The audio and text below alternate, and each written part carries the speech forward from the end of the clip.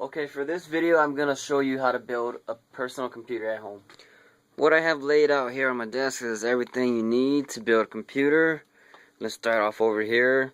This is my video card, and this right here is my internal hard drive. It's 160 gigabytes. This is the CPU, the central processing unit. You're going to need that.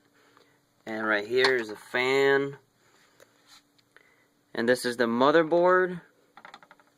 And here are some handy tools, a Phillips and a flathead screwdriver. And this right here, this is my RAMs. And this is the power supply. And if you see right here, it's 160 watts. And next to the power supply, this is the computer tower. I'm sure you're familiar with seeing that around. And yep, I'm gonna walk through everything to put all this together and make the computer run. Okay, the first step is you need to install the CPU into the motherboard. And how you do that, you simply lift this up and you just make sure it goes in the correct way, fits in, and then you just close it up, and then this little pin here, you just make sure it's in there and just lock it up.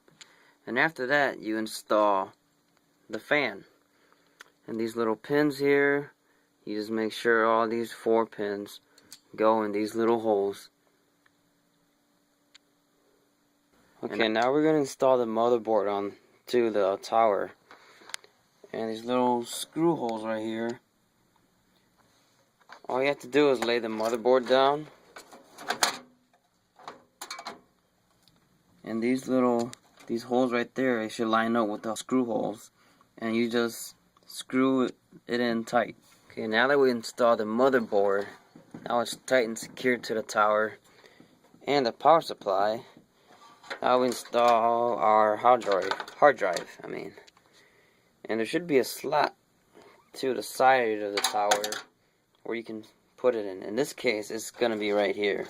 Let me do that real quick. And you can just pretty much slide it in there. Okay, now that we have our hard drive installed onto our tower, we need to connect it to the motherboard so it receives power. And to do that, I forgot to mention earlier that you're gonna need this. This is called a SATA cord. SATA. And this connects the hard drive to the motherboard.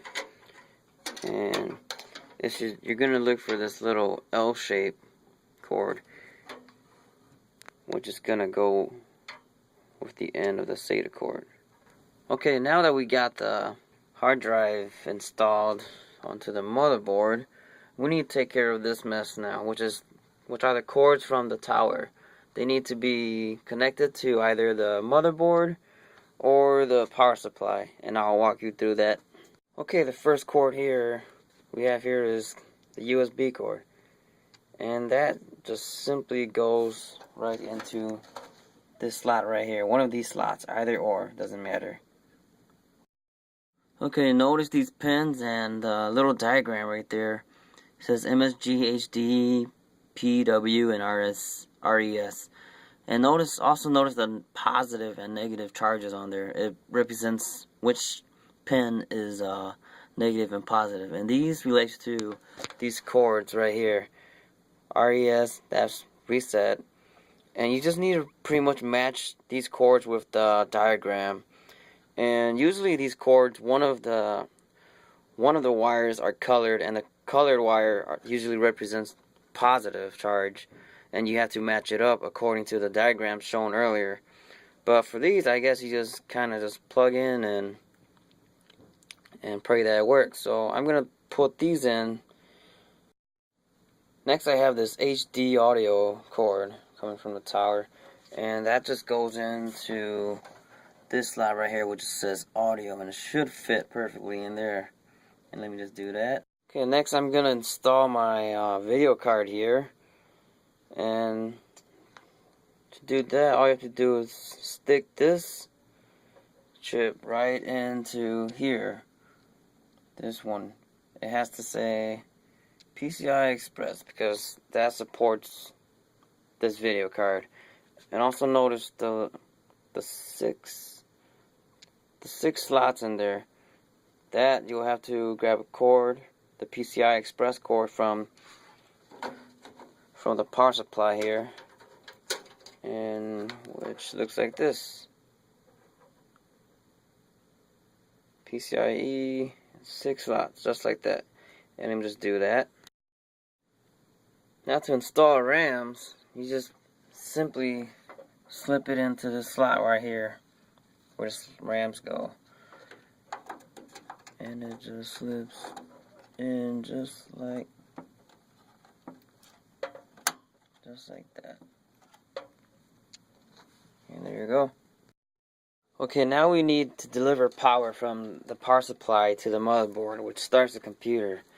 And this pin right here does the job, and that goes exactly right there. Okay, now all we need to do is make sure all these extra cords right here gets connected to the power supply. Now notice these have two outputs, or two input sources. You only need to connect one because it's only asking for one to be connected to receive power. Also, if you're gonna notice a 4-pin slot on the motherboard, that's gonna need to be plugged in from the power supply as well. And here from the power supply I have a 4-pin cord, and that goes in there. Okay, and here we have it. The motherboard installed, the CPU and its fan, everything is plugged in correctly. And we got the power supply plugged in, all the messy wires here. And all we need to do now is stand up the computer tower and plug in the power cord right here and turn the switch to on, and we'll turn it on and see if it works. Once you press the power button on the computer tower, it should turn on. Here's my power button, press it, and it's on. And if the wires are matching correctly, it should stay on. There we go. And if you follow those steps correctly, you should be on your way to becoming an experienced PC builder.